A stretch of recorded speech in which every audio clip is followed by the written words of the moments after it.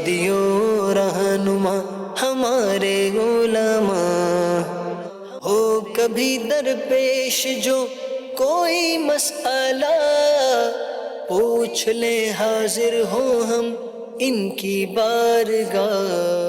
अल्हम्दुलिल्लाहि रब्बिल आलमीन वस्सलातु वस्सलामु अला सय्यिदिल मुरसलीन अम्मा बअदु फ़अऊज़ु बिल्लाहि मिनश शैतानिर रजीम बिस्मिल्लाहिर रहमानिर रहीम अस्सलातु वस्सलामु अलैका या रसूलल्लाह व अला आलिका व अस्हाबिका या हबीबल्लाह अस्सलातु वस्सलामु अलैका या नबियल्लाह व अला आलिका व अस्हाबिका या नूरल्लाह। मदनी चैनल के नाज़रीन, प्रोग्राम दारुल इफ्ता अहले सुन्नत में आपको खुश आमदीद कहते हैं, मरहबा कहते हैं। अल्लाह रब्बुल आलमीन इल्म नाफ़े की दौलत हम सब को अता फ़रमाए।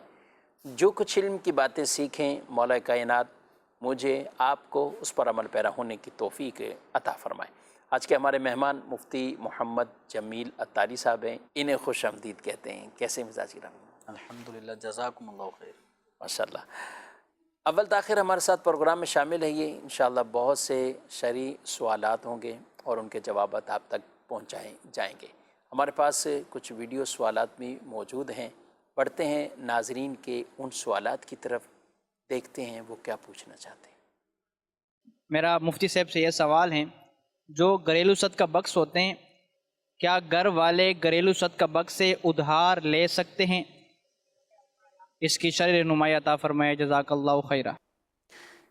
बॉक्स से उधार लेंगे, आमतौर पे खुला करने का तो लोग पूछते ही हैं सवाल, लेकिन ये उधार क्या कह रहे हैं कि ये?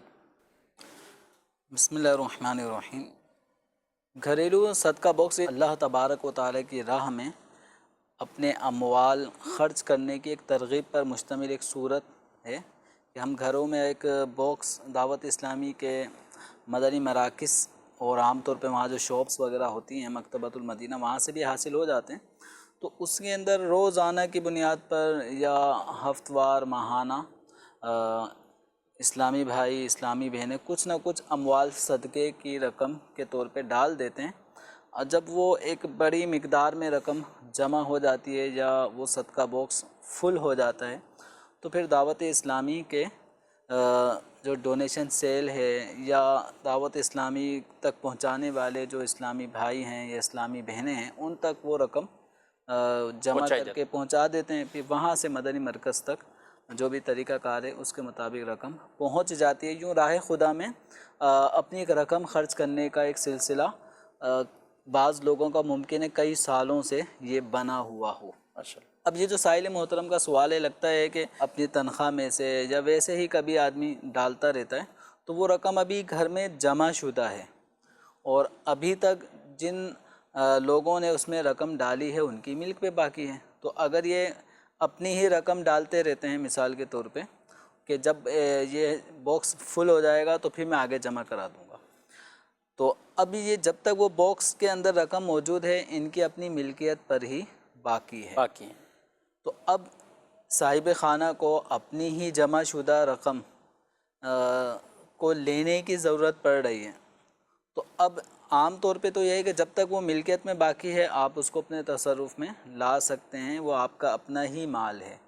लेकिन चूँकि जब अपनी पॉकेट मनी से इसको आपने निकाल के बॉक्स में डाल दिया है और एक नियत कर ली है कि इस माल को मैं अल्लाह तबारक व तआला की राह में, दावत इस्लामी के जो दीनी शोबाजात हैं उनमें ख़र्च होने के लिए पेश कर दूंगा, तो अब वो जो वापसी लेने की सूरत में जब ही साइल मोहतरम की ज़बान पे लफ्ज़ आया उधार, तो देखें शरई मसले के अतबार से अगर हम देखें तो ये माल जब तक जमा शुदा है और डालने वाला उसका मालिक है, तो वो हस्बे ज़रूरत उस रकम को मुकम्मल भी ख़र्च कर सकता है अपनी ज़ात के लिए, अपने घर काम काज के लिए उस रकम को ख़र्च कर सकता है।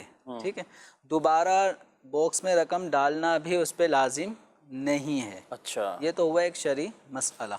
लेकिन अब होता यह है कि आवाम की भी एक सोच है और शरई एतबार से भी अगर हम देखें तो ये तरग़ीब इस मुसलमान के लिए फिर भी रहेगी कि आपने अपनी रकम जो राह खुदा में ख़र्च करने के लिए अलहदा की थी, राह खुदा में पेश करने के लिए नीयत कर ली थी, तो अपनी नीयत کو مستقل بنیادوں پہ باقی رکھیں، نیت میں فطور نہ آنے دیں، نیت پر عمل کرنے سے رکیں نہیں جب تک کہ کوئی واقعی شرعی مجبوری نہ ہو جائے۔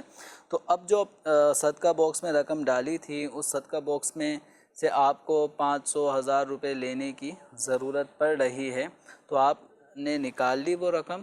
نکالنے کے بعد بہتر یہ ہے کہ جب اتنی مقدار ہمارا مال راہ خدا میں پیش کرنے کے لیے ہم نے الگ کر دیا تھا، تو اس نیت پہ عمل کی نیت کو باقی رکھیں۔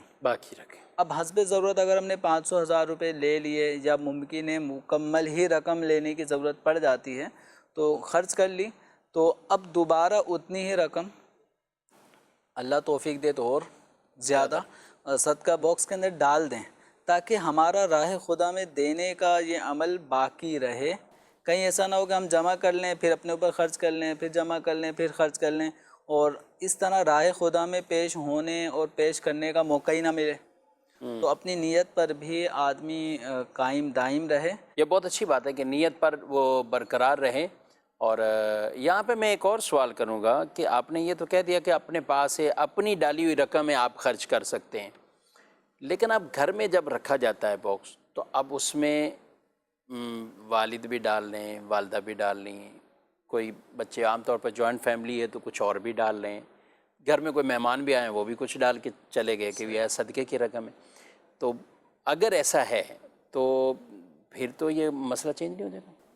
اب اگر ایسا ہے کہ مثال کے طور میں ہم نے صدقہ باکس ہے وہ ہم نے ایسی جگہ پہ رکھا ہے کہ جہاں مہمان بھی آتے ہیں، اور اس میں عام طور پہ صدقہ باکس کے اندر احادیث بھی لکھی ہوتی ہیں ترغیب کے حوالے سے۔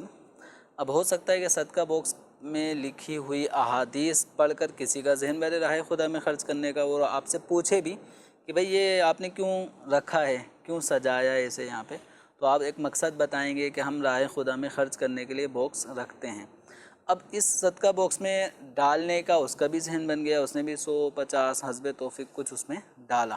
اس طرح بہنیں آتی ہیں تو کبھی وہ ڈال رہی ہیں، کبھی بھائی ڈال رہے ہیں۔ اب اگر وہ باکس اس نوعیت کا ہے جو سب کے مل کے آ رہی رقم، مختلف لوگوں کی رقم بھی جمع ہو جاتی ہے، تو اب اس کے اندر کس کی کتنی رقم جمع ہوئی، آپ نے کتنی ڈالی، تو یہ ایک ابہام رہ جاتا ہے۔ بالکل۔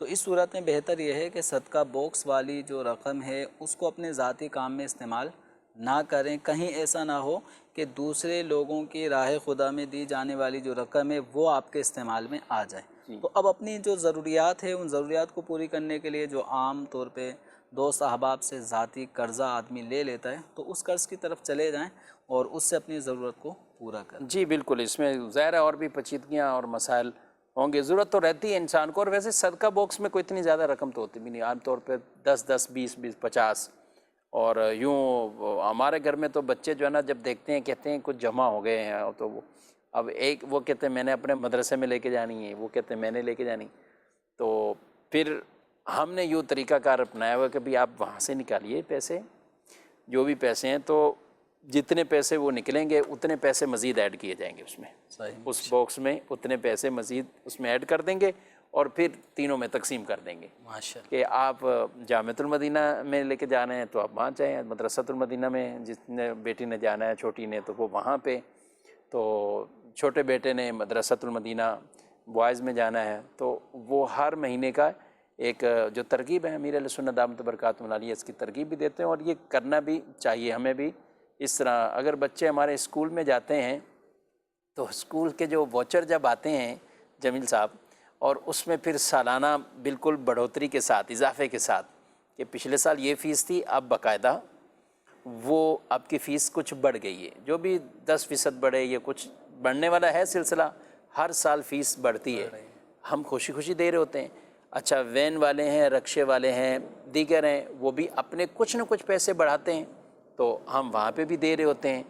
اچھا بجلی کے بلز ہیں وہ تو لوگ کہتے ہیں مت ہی پوچھیے بھائی کہ وہ کتنے بڑھ رہے ہیں یا اس میں کتنے ٹیکسیز ہیں، وہ بھی بھر ہی رہے ہیں، سب دے ہی رہے ہیں۔ تو جب یہ ساری چیزوں کے ہم بلز بھی ادا کر رہے ہیں اور اخراجات بھی ادا کر رہے ہیں، اور مہنگائی کے ساتھ ساتھ یہ اخراجات بڑھتے ہی جا رہے ہیں، اور ہم کر ہی رہے ہیں، تقریباً کر ہی رہے ہیں، مشکل میں کریں یا آسانی میں کریں، لیکن اس کے ساتھ ساتھ یہ بھی تو دیکھیے کہ جو دعوت اسلامی کے یہ مدنی کام ہے، دینی کام ہے، اور بالخصوص مدارس چل رہے ہیں، مساجد کے بھی اہتمام ہیں، یہ جتنے بھی یہ دینی کام ہیں، آپ کے اپنے محلے کی مسجد بھی ہے تو ظاہر ہے وہاں کے اخراجات بھی بڑھ رہے ہیں. تو ایک اپنا یہ ذہن بنا لیں کہ مجھے اپنی اس آمدنی میں سے اتنے پیسے وہ ضرور اللہ کی راہ میں دینے ہیں صدقات کے طور پہ. اور بچوں کو، بچے بڑے خوش ہوتے ہیں، ان کو 10 20 20 50 آپ دیں، وہ ڈال دیجئے وہاں پر ان کے سامنے بھی. اس لیے تو کہا کہ صدقہ آپ بچوں کے ذریعے، اپنا مال ہو بچوں کے ذریعے دلوائیں تاکہ ان کی عادت بنے، یہ بھی بڑے ہو کر ان کی یہ عادت میں شامل ہو جائے کہ ہمیں بھی یہ صدقہ خیرات وہ کرنا ہے. اللہ پاک اس پہ عمل کی توفیق بخشے. بڑھتے ہیں مزید سوالات کی طرف. مفتی صاحب سے میرا یہ سوال ہے کہ اپنے آپ کو بنا کسی کام کے یا کوئی کام نہ ہو مسافر بنانا کیا درست ہے؟ کوئی ضروری کام نہیں تھا، غیر ضروری کام میں بھی کسی نے 92 کلومیٹر سفر کیا، مسافر تو بن جائے گا. بالکل. اپنے جو شہر کی حدود ہے، اگر وہ اپنی شہر کی حدود آبادی سے نکل جاتا ہے اور جس جگہ جا رہا ہے وہ اس کی شہر کی آبادی سے 92 کلومیٹر مسافت پر دور ایک کوئی جگہ ہے، جس جگہ کی طرف وہ جاتا ہے تو اپنے شہر کی حدود سے نکلتے ہی وہ مسافر ہو جائے گا. اب جب واپسی اپنے شہر کی حدود میں داخل ہوگا تو دوبارہ مقیم ہو جائے گا. تو اب یہ ہے کہ کوئی خاص وجہ ہو تو بندہ سفر اختیار کرے. بلکہ اگر دیکھا جائے تو ترغیب یہ ہے کہ آدمی اگر کہیں گیا ہوا ہے اور کسی کام کی حاجت وغیرہ کے پیش نظر، تو اس میں حکم یہ ہے کہ اپنی حاجت سے، ضروری کام سے جب بندہ فارغ ہو جائے تو گھر کی طرف واپسی جلدی لوٹ آئے. تو اب چونکہ جو وطن اصلی ہوتا ہے آدمی کا، چونکہ وہاں پہ فیملی ممبرز ہوتے ہیں، دوست احباب ہوتے ہیں، حلقہ احباب ہوتا ہے، تو اس جگہ آ کر آدمی کو ایک سکون قلبی نصیب ہوتا ہے، اطمینان ہوتا ہے. اور سفر کی جو حالت ہے یہ عام طور پہ سفر ایک مشقت کا بھی باعث بنتا ہے. تو اس لیے آدمی کو چاہیے بلا وجہ مشقت نہ اٹھائے. ہاں کوئی وجہ ہو، معقول وجہ ہو تو پھر ٹھیک ہے آدمی سفر کرے. اور سفر مثال کے طور پہ راہ خدا میں سفر ہے تو آپ پوری زندگی بھی اس طرح گزارنا چاہیں کہ میں اللہ تبارک و تعالی کی راہ میں سفر کرتا رہوں، کبھی اس شہر میں کبھی اس شہر میں. آپ ہر شہر میں، جیسے پاکستان کے ہی سینکڑوں شہر ہیں، تو آپ پاکستان کا دورہ یوں کر لیں. اس طرح راہ خدا میں سفر کرنے کی نیکی بھی انشاءاللہ حاصل ہوگی، اور سفر پر رہنا، میں مسافر رہوں، یہ خواہش بھی پوری ہو جائے گی. ٹھیک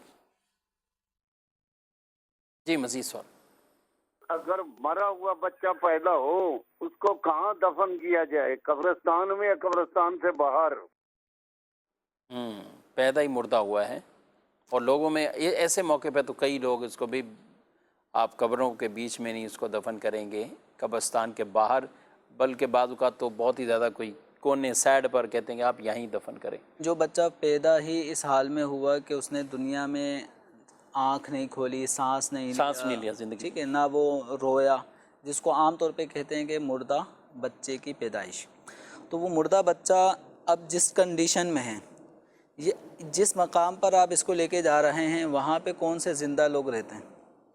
بڑی بات ہے، بہت بڑی تو بات. وہاں پر بھی تو وہی افراد ہیں نا جو دنیا میں رہتے تھے، اور اب وہاں پر بالکل سناٹا ہے، خاموشی ہے، اور وہاں پر وہی افراد 4 5 جاتے ہیں، 4 آتے ہیں.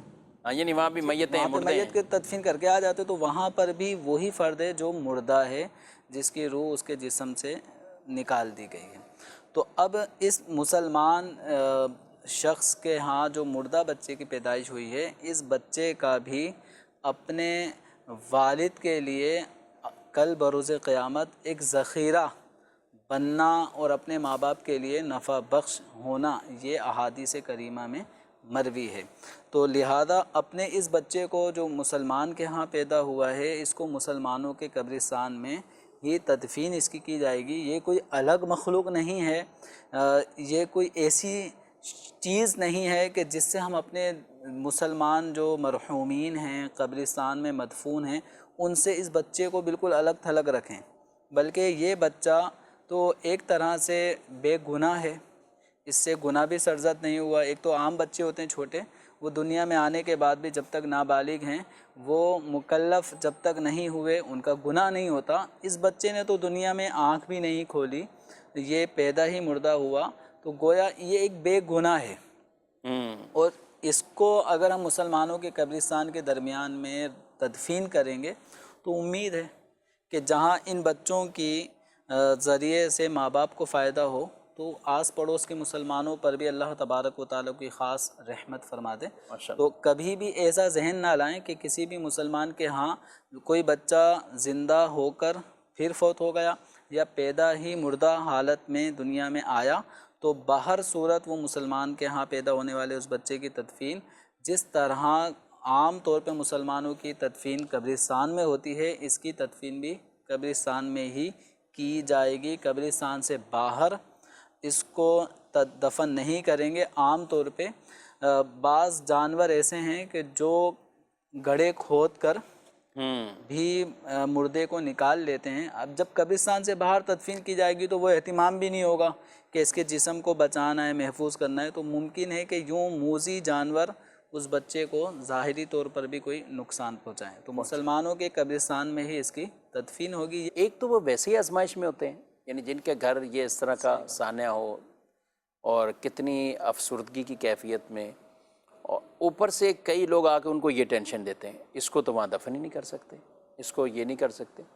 مردہ بچہ پیدا ہوا ہے، ٹھیک ہے، اس کے بعد احکامات وہی ہے کہ جنازہ نہیں ہے اس کا، مسنون غسل نہیں ہے، مسنون کفن نہیں ہے کہ جو عام کفن کی پوری وہ چیزیں نہیں ہیں، لیکن ایسا نہیں ہے کہ اس کو یہ کوئی یہ انسان ہی نہیں ہے، اس کو کپڑے میں باقاعدہ کسی کپڑے میں صاف ستھرے میں اس کو لپیٹا جائے گا، اس سے جو گندگی نجاست وغیرہ اس کو دور کیا جائے، اس کو لپیٹا جائے کپڑے میں، اور جا کر باقاعدہ جیسے قبر بنتی ہے، قبر کی طرح ہی قبر بنا کر اس کو کرے۔ بالکل جیسے گہرا گڑھا ہوتا ہے اور اس کے اندر تاکہ کوئی موذی جانور اس سے جسم تک نہ پہنچ پائے، محفوظ رہے، اس کو باقاعدہ سیکیور کیا جائے گا، سکور کیا جائے گا، ٹھیک ہے بھائی، اس کی حفاظت کی جائے گی۔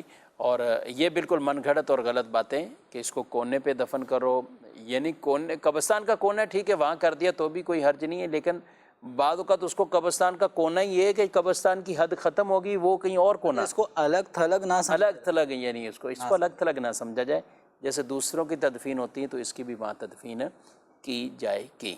ایک بڑا عجیب سوال تھا، اور پہلے ایک دفعہ ہوا، ایک بچہ زندہ تھا، فوت ہو گیا، اب کسی نے مشہور کر دیا کہ چونکہ ابھی اذان ہی نہیں پڑھی گئی تو بچے کے کان میں اذان نہیں ہے تو اس کا جنازہ ہی نہیں، اللہ اکبر، اور لوگوں نے باقاعدہ دفن کر دیا بغیر جنازے، یعنی باقاعدہ تدفین۔ بعض اوقات یعنی اس کو جہالت کا نام دیں، کم علمی تو اس کو کہنا میرا خیال مناسب نہیں ہے، اس کو جہالت ہی کہا جائے، بہت بڑی جہالت، 100% جہالت، کہ اتنی بڑی کہ غلطی کر دی کہ اذان نہیں پڑے گی اس کو دفن کر دو، کیسے دفن کرے گا؟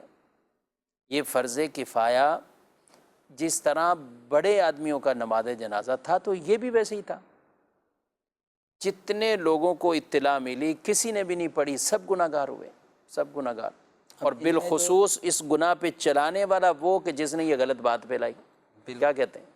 بالکل یہ آدمی جس نے جنازے سے روکا، تو اس آدمی کی وجہ سے ہی جو کم علم لوگ ہیں، علم دین سے دور رہنے والے، انہوں نے عمل بھی نہیں کیا ہوگا۔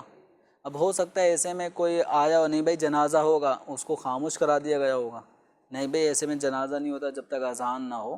تو دیکھیں جب کسی مسلمان کے ہاں کسی بچے کی یا بچی کی ولادت ہو تو اس کے کان میں اذان دی جائے، اقامت کہی جائے، لیکن یہ اذان اور اقامت کا جو حکم ہے یہ سنت مستحبہ ہے، تو یہ لازم فرض واجب نہیں ہے کہ ایسا نہ ہونے سے بندہ گناہ گار ہوا۔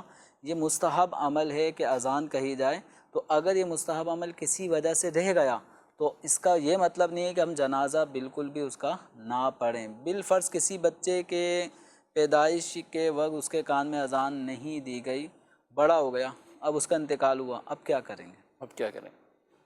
اور یہ شاید یہ جنہوں نے غلطی کہیں اگر کسی ایک علاقے میں بھی ہو غلطی پھیلائی یا یہ غلط بات کی، تو یہ شاید ان کے ذہن میں یا اس آدمی کے ذہن میں یہ ہو کہ جب تک اذان نہیں دی تو یہ یہ مسلمان پھر یعنی معاذ اللہ اگر یہ تصور ہے بھائی مسلمان کے گھر پیدا ہو رہا ہے، وہ مسلمان بچہ ہے، مسلمان بچہ ہے وہ، یہ اذان اس کو مسلمان بنانے کے لیے نہیں دی جاتی. یہ اذان کا عمل یہ رسول اللہ صلی اللہ علیہ وسلم کی حدیث سے ثابت، اور اس کی وجہ سے اس کو برکات مل جائیں گی اور خاص قسم کے امراض سے چھٹکارا مل جائے گا. یہ اس کی برکات ہیں، اللہ کے مبارک نام ہیں تو برکتیں ہی برکتیں اس کی، اور رسول اللہ صلی اللہ علیہ وسلم کی پیاری سنت ہے. لیکن اس کا یہ مطلب ہرگز نہیں کہ ہم اس بچے کے بارے میں یہ کہیں کہ جب تک اذان نہیں ہے تو یہ معاذ اللہ مسلمان نہیں ہے یا ایسے ہی انتقال ہو گیا. اب ہوتا یہ ہے کہ عام طور پہ جو مردہ بچے ہوتے ہیں تو لوگ اس کے لیے زیادہ تشہیر، لوگوں کو بلانا، یہ وہ، بلکہ تدفین کی طرف چلے جاتے ہیں. تو اس معاملے میں بھی ایسا ہی ہوا کہ بھئی اتنے لوگوں کو بلانے کے بجائے رات کا ٹائم تھا تو وہ کہہ رہے کہ ہم نے یہ کام کر دیا. خیر اب ہم نے اس کو اسی رات یعنی اگلے دن یہ بات پتہ چل گئی تھی کہ ایسا ہوا ہے اور یوں کیا، توبہ کریں. لیکن چونکہ ابھی وقت باقی تھا تو ان سے کہا کہ قبر پر جا کے جنازہ پڑھ لیں. کیا کہتے ہیں آپ؟ کسی سے ایسی غلطی ہو جائے، بغیر جنازہ پڑھے کسی کو دفن کر دیا، یا کبھی ایسی بھی غلطی ہو سکتی ہے کہ جنازہ پڑھا لیکن جنازہ کسی وجہ سے نہ ہوا. بھئی عام نمازوں میں بھی تو کبھی کوئی امام کہہ دیتے کہ بھئی یہ نماز ہماری غلطی ہو گئی تھی، دوبارہ پڑھنی ہے. تو اب جنازے میں بھی تو ایسا بعض کا واقعہ ہو سکتا ہے. تو اب تدفین کر دی تو قبر پر جنازہ کب پڑھ سکتے ہیں؟ اگر کسی مسلمان کی تدفین اس حالت میں ہو گئی کہ نماز جنازہ اس پہ نہیں پڑھی گئی تھی، تو جب تک اس مسلمان مردے کا جسم پھلا پھوٹا نہ ہو، گلا سڑا نہ ہو، اس وقت تک نماز جنازہ کی ادائیگی کرنے سے نماز جنازہ ادا ہو جاتی ہے. تو اب جیسے اگر بچہ ہے، بچے کا جنازہ نہیں پڑھا گیا تو اگلے دن بھی جنازہ پڑھا جا سکتا ہے، کیونکہ عام طور پہ گرمی یا سردی کے موسم کے اعتبار سے جسم کے گلنے سڑنے کے عمل میں تاخیر ممکن ہے. سردیوں میں عام طور پہ زمین بھی ٹھنڈی ہوتی ہے اور ٹھنڈک کی وجہ سے جسم کچھ دیر تک سلامت رہتا ہے، اور گرمی کی شدت کی وجہ سے جسم کے پھلنے پھوٹنے اور گلنے سڑنے کا عمل یہ جلدی ہو جاتا ہے. لیکن 1-2 دن 3 دن یہ عام طور پہ اتنا وقت ہے کہ جس کے اندر مردہ کا جسم پھٹا نہیں ہوتا، جسم مطلب اس کا گلتا سڑتا نہیں ہے. تو 1-2 دن کے اندر اندر بھی اگر جنازے کی نماز اس کی قبر پر پڑھ لی گئی تو بھی نماز جنازہ ادا ہو جائے گی. اور اس طرح کے جب کبھی بھی ناظرین کرام مسائل اگر آ جائیں تو دارالفتہ سنت آپ کے سامنے ہے. 10 بجے سے 4 بجے تک یہ نمبر اسکرین پر آپ ملاحظہ فرما رہے ہیں، ان نمبرز کو آپ اپنے پاس رکھیں اور آپ رابطہ کریں. پھر ایسا بھی نہیں ہے کہ کسی کو مسائل پتہ ہی نہ ہو. آپ کے شہر میں، آپ کے علاقے میں بھی کچھ ایسے لوگ، علماء لوگ، ائمہ لوگ، اور وہ بھی کئی ایسے مفتیان کرام اور علماء کرام سے رابطے میں ہوتے ہیں. تو سنی سنائی باتوں پر اتنا بڑا عمل نہیں کرنا چاہیے، اور بلکہ علماء کرام سے اس حوالے سے ضرور رہنمائی حاصل کرنی چاہیے. مزید بڑھتے ہیں آپ کے سوالات کی طرف. مفتی صاحب سے عرض ہے کہ قبرستان جاتے ہیں میت لے کر تو گورکھا نظرات کہتے ہیں اگر آپ کی کوئی پرانی کسی رشتہ دار کی قبر ہے تو اس میں ہم اس کو دفن کر دیں گے، کیا ایسا کرنا درست ہے؟ ویڈیو سوال بھی ایک نئی غلطی پر مشتمل، کیا کہتے ہیں؟ گورکھن حضرات کی طرف سے اہل میت کے ساتھ عام طور پہ جب ہوتا ہے تدفین کا معاملہ، کہاں کرنی ہے، کہاں جگہ چاہیے، پوچھتے ہیں، رائے لیتے ہیں. تو اب یا کہ آپ کا کوئی پہلے کوئی مردہ ہے، کوئی مرحوم ہے یہاں کہیں، تاکہ ہم اس کے قریب میں جگہ بنا دیں، یا کوئی بہت پرانی قبر ہے تو ہم اسی کو، اس نئے مردے کو اس میں تدفین کر دیں. تو یاد رکھیں کسی مسلمان کی تدفین ہو جانے کے بعد بلا عذر شرعی اس کی قبر کھولنا بھی جائز نہیں ہے. یعنی بالکل ابھی تدفین ہوئی ہے، قبر ڈھک دی گئی، مٹی ڈال دی گئی، اب بھی بلا وجہ شرعی اس کی قبر کو کھولنا جائز نہیں ہے. جب کھولنا جائز نہیں ہے تو دوسرے مسلمان کی تدفین بغیر قبر کھولے تو ہوگی نہیں. پرانی قبر کو کھولا جائے گا تو یہ عمل ہی جائز نہیں ہے. تو نئے مردے کی تدفین پرانی قبر کے اندر کرنے کی بھی اجازت نہیں ہے. اس نئے مردے کے لیے قبرستان میں کوئی ایسی جگہ تلاش کی جائے جو پہلے وہاں کسی کی قبر نہ ہو. لوگوں کی ایک جو چوائس اس میں ہوتی ہے نا کہ یار یہ وہ ہمارے انتقال کے نا اس کے ساتھ ہی قبر ہونی چاہیے. اب پتہ نہیں یہ کیا تصور ہے کہ وہ دونوں کیا باتیں کریں گے آپس میں، یا اس کو اس وجہ سے انسیت مل جائے گی. یعنی ان غلطیوں کے زیادہ چانس کیوں ہو رہے؟ اب آج کل یہی ہو رہا ہے تقریباً. شفیق صاحب یہ نہیں ہوگا کہ مردوں کو انسیت ہوگی، ہاں، یہ ہوتا ہے کہ یعنی لوگوں کو یہ کہ ساتھ ساتھ میں قبریں. یہ زیادہ پایا جاتا ہے کہ ہم جب آئیں گے نا برسی کے موقع پر یا شب برات کے موقع پر، تو ایک ہی جگہ مطلب یہ مرحومین ہمارے اکٹھے ہوں گے، تو ایک ہی دفعہ ایک ہی جگہ ہم اصال ثواب کر کے فارغ ہو جائیں گے. اچھا، یہ ایک یعنی وہ سال بعد آنا ہے، اس ایک سہولت کے پیش نظر یہ اتنی بڑی غلطی ادھر جسے آپ جائیں، کہیں پھر کہ اس کے بعد 10 20 25 50 قبروں کے بعد پھر وہاں جا کے فاتحہ پڑھیں. اس کے بعد پھر وہ دروازے قبرستان کے گیٹ کے پاس میں بھی ایک قبر ہے دادا کی، وہاں جائیں، اور نانی کی قبر وہ اس والے گیٹ پر ہے. تو جانا سب کے پاس ہے، تو اب یہ ادھر ادھر گھومتے پھرتے پھراتے، اس سے بہتر لوگوں کا جو ذہن ہے کہ ایک ہی جگہ ہوں گے تو ایک ہی جگہ آئیں گے اور فاتحہ پڑھیں گے اور اپنے آرام سے فارغ ہو گئے. بہرحال اپنی مسئلہ آپ نے سہولت کہ یہ سہولت کے لیے یہ ناجائز کام ہے. اپنی سہولت کے لیے نہیں کر سکتے. بلا عذر شرعی کسی مسلمان کی قبر کو کھولنا جائز نہیں، اس کی قبر کو کھول کر کھود کر اس میں دوسرا مردہ دفن کرنا بھی جائز نہیں. کچھ لوگ تو یہ کہتے ہیں، اس میں بھی ڈبل مائنڈ، وہ کہتے ہیں کہ بھائی یہ میت ہے نا، اگر کوئی اور کسی کی میت ہے تو اب آپ میت نہیں ڈال سکتے اس میں دوسری میت، لیکن آپ کا ہی خونی رشتہ ہے تو اب آپ تبھی تو پوچھتے ہیں کہ اس کا آپ سے کیا تعلق ہے، رشتہ کیا ہے. گور کون تو کہاں پوچھے گے، وہ تو نہیں ہے، تو جہاں قبر چاہیے وہ اس چیز کو وہ آپ کو قبر دے دیں گے. بعض اوقات تو گورکن خود اس چیز کی بڑی ان کو نشاندہی ہوتی ہے کہ قبرستان میں کس کے پیچھے کون نہیں آ رہا، اس کے ورثہ میں سے نہیں آ رہا، کوئی سال گزر گیا، یہ بسیدہ قبر ہو رہی ہے. وہ کہتے ہیں اب نیا مردہ آیا، ہم نے اس میں ڈال دینا. وہ عام بھی انہوں نے ٹارگٹ رکھی ہوتی ہیں اپنے سامنے، لیکن جن کے بارے میں پتہ نا کہ پیچھے سے کوئی آتا ہے، یہ کوئی مل رہا ہے، یوں ہے، تو پھر وہ وہاں تھوڑا سا احتیاط کرتے ہیں. یا انہی کی کوئی میت آتی تو ان کو بعض اوقات ایسے بھی اتفاق ہو جاتے ہیں نا، ایک ہی قبر ہے اور دو افراد یعنی دو فیملی والے کھڑے ہوئے ہیں، کسی کا بھی ہے کہ وہ کہتے ہیں ہمارا بھی میت یہی ہے، وہ کہتے ہیں ہمارے بھی یہی. اب جب نتیجہ نکلے کیا ہوا تو گورکن نے کہا کہ ہاں یہی تو تھا، وہ تمہارے چچا نہیں تو آگے کہا تھا اسی میں ہی تدفین کر دو.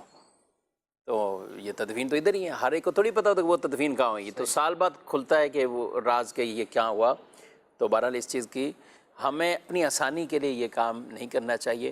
اگر اس جگہ قبرستان میں جگہ ختم ہو چکی ہے تو پھر کسی ایسے قبرستان کی طرف یا ایسی جگہ کی طرف جانا چاہیے کہ جہاں باقاعدہ پہلے سے کوئی قبریں نہ ہوں اور درست طریقے سے وہاں ہماری یہ تدفین کا معاملہ بھی ہو جائے. جی مزید سوال. سوال یہ ہے کہ جب ہم 3 رکعتوں والی نماز پڑھتے ہیں، مثلا مغرب کی فرض ہو گیا یا وتر ہو گیا، تو تیسری رکعت میں ہم اتحیات نہیں بیٹھتے، چوتھی رکعت کے لیے کھڑے ہو جاتے اور چوتھی رکعت کے سجدے تک واپس بھی نہیں آتے. تو اس صورت میں اب اضافی 1 رکعت ساتھ ملانی ہے یا 2 ملانی؟ اگر 2 ملائیں گے تو وہ ٹوٹل 5 رکعتیں ہو جائیں گی. صحیح ہے جی. پچھلی نماز میں ہو گیا، اب میں مزید آگے کہہ رہے ہیں کہ اس میں بھی مسئلہ نہ ہو جائے. 5 رکعتیں تو 3 رکعت والی میں بھولیں، اب اضافی 1 ملا کر 4 ہی ختم کرنی یا 5؟ اگر یہ تیسری رکعت کے لیے قعدے میں نہیں بیٹھے، جو قعدہ اخیرہ کہلاتا ہے اور وہ فرض ہے، تو اگر کسی نے تیسری رکعت کا قعدہ اخیرہ نہیں کیا اور اگلی رکعت میں چلا گیا، اگلی رکعت کا سجدہ بھی کر لیا، تو اب حکم یہی ہے کہ اب یہ 4 رکعتیں اس کی ہو گئیں اور یہ چاروں نفل شمار ہوں گی. جو 3 رکعت فرض مغرب کے پڑھے جا رہے تھے، تیسری رکعت میں چونکہ قعدہ نہیں کیا تو وہ فرض ادا ہونے سے رہ گئے. اب یہ چاروں رکعتیں ہو گئی نفل. مزید اب 5ویں رکعت ملانے کی ضرورت نہیں ہے، یہ چاروں نوافل ہو گئے. تو اب جو 3 رکعت فرض ادا کرنے تھے یا یہ معاملہ وتر کی نماز میں ہوا تھا، تو اب یہ وتر کی نماز نئے سرے سے پڑھی جائے گی. البتہ اگر معاملہ یوں ہوا کہ تیسری رکعت کے قعدے میں بیٹھے ٹھیک اور کھڑے ہو گئے، اتحیات پڑھی، کھڑے ہو گئے، اس کے بعد چوتھی رکعت کے سجدے میں بھی چلے گئے، تو 3 رکعت جو فرض ادا کر رہے تھے مغرب کے وہ ادا ہو گئے، وتر ادا کر رہے تھے وہ بھی ادا ہو گئے. لیکن اب جو چوتھی رکعت اضافی شروع کر دی تو اب ایک رکعت کو اور ملا لیں تاکہ 3 رکعت وتر یا مغرب کے فرض ادا ہو گئے، اور جو چوتھی رکعت شروع کی اس کے ساتھ ایک رکعت جو آپ نے اور ملائی تو یہ 2 رکعت نفل ہو گئے۔ آخر میں سجدہ سہو کرنا ہوگا، اور سجدہ سہو کر کے اپنی نماز کو آپ مکمل کر لیں گے۔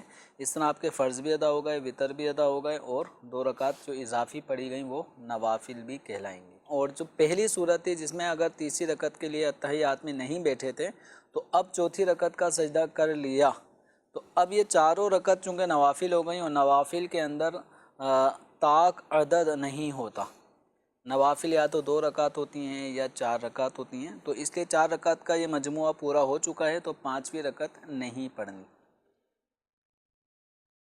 جی مزید سوال؟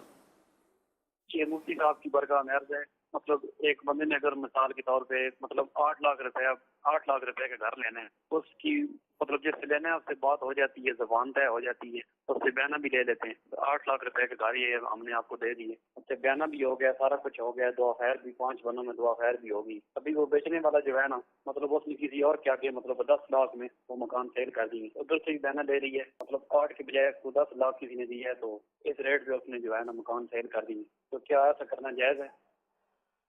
پورا کچھ کر لیا، بیانہ بھی لے لیا، عقد دعائے خیر سب کچھ ہوا، پھر بھی آگے بیچ دیا؟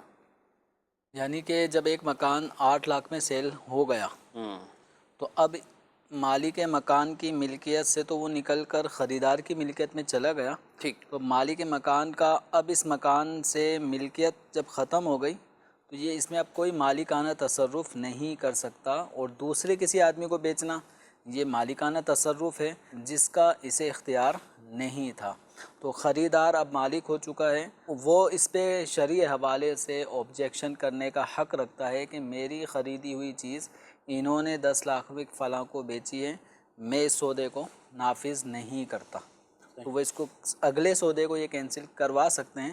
اب ممکن ہے کہ 8 لاکھ میں جن کا سودا ہوا وہی پیچھے ہٹ گئے ہوں کہ بھائی مجھے بھی میری رقم واپس دے دو، وہ تو ہو سکتا ہے یہ انہوں نے سودا کینسل کر دیا ہو اور بیچنے والے نے آگے والے ہی کے ساتھ سودے کو مطلب نافذ کر دیا ہو اور جاری رکھا ہو، تو لیکن شرعی حوالے سے بیچنے والے کو اگر اس نے 8 لاکھ کی اپنی کوئی چیز یا مکان بیچا ہے تو بیچنے کے بعد اب دوبارہ کسی اور کے ساتھ وہ نیا سودا نہیں کر سکتا، اب اس چیز کو فروخت کرنے کا اختیار خریدار کو حاصل ہوگا کیونکہ وہ اب اس چیز کا مالک ہے۔ جو شرعی طور پر خرید و فروخت ہے کیا بیانے سے ہی پوری ہو جاتی ہے یا اس میں پھر بھی کچھ، کیونکہ جو انہوں نے بات کی ہم 2 اعتبار سے اس پہ گفتگو کریں گے۔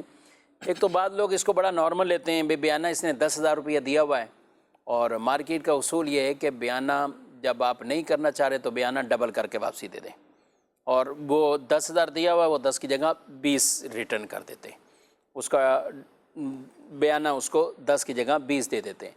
اچھا، دوسری صورت یہ ہوتی ہے کہ بیانہ جو دے کے گیا ہے اب وہ کیا کرتا ہے کہ بھائی میرا ارادہ نہیں، کینسل ہو گیا، اس لیے وہ کینسل کرتا ہے، اور بیانہ بھی اس نے چونکہ نارمل سا دیا ہوتا ہے، 10,000 دیا ہوتا ہے، 5,000 دیا ہوتا ہے، کبھی کہ ٹوکن کے نام سے یہ کہیں بیانہ کہیں، اب اس کو پتہ ہے کہ یہ 10,000 واپسی نہیں آئے گا، ٹھیک ہے، وہ ضبط کر لیتے ہیں۔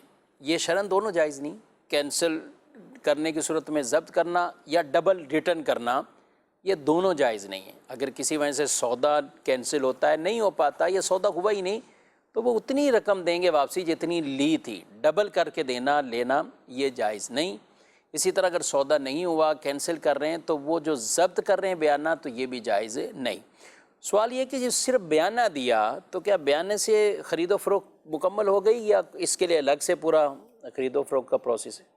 اب دیکھیں ان کے جو بیانہ دینے کا جو انداز ہوگا اس سے سمجھا جائے گا کہ بعض اوقات یہ ہوتا ہے کہ میں ٹوکن کر کے آ گیا، اس کا مطلب یہ ہوتا ہے کہ اب آپ یہ آگے کسی کو بیچنا مت، ٹھیک ہے، میں ہی آپ سے خریدوں گا، اور جو باقاعدہ خرید و فروخت ہوگی وہ بعد میں ایک الگ ہیں۔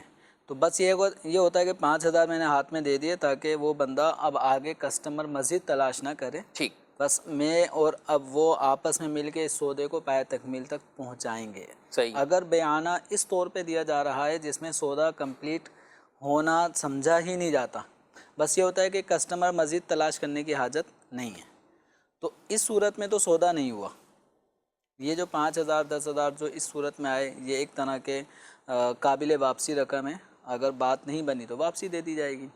اور ایک صورت یہ ہوتی ہے کہ باقاعدہ سودا ہو چکا ہے، اس میں ڈاؤن پیمنٹ کا مطالبہ ہوا کہ آپ ایڈوانس تو کچھ نہ کچھ رقم دیں تاکہ مجھے بھی کوئی ڈھارس بن جائے کہ ہاں بھئی آپ نے سودا کر لیا ہے اور اب بقیہ اماؤنٹ آپ 3 مہینے بعد 6 مہینے بعد جو بھی شیڈول ہوگا اس کے مطابق آپ دیں گے۔ تو اب یہ جو ڈاؤن پیمنٹ کر دی جاتی ہے اس کو بھی لوگ عام طور پہ ٹوکن دینا یا بیعانہ یہ بھی کہا جاتا ہے۔ تو اگر باقاعدہ سودا ہونے کے بعد بیعانہ دیا گیا ہے تو اب بیچنے والے کی ملکیت سے وہ چیز نکل کر خریدار کی ملکیت میں آ گئی۔ جب ملکیت تبدیل ہو گئی تو اب بیچنے والے کا اپنی فروخت کی ہوئی چیز سے تعلق ختم ہو گیا۔ ہاں صرف اتنا تعلق عام طور پہ رہتا ہے کہ آپ رقم بقایا مجھے دے دیں اور قبضہ لیں، اور پھر اس پہ سے قبضہ آپ حاصل کر لیں، صرف اتنی بات باقی رہ جاتی ہے۔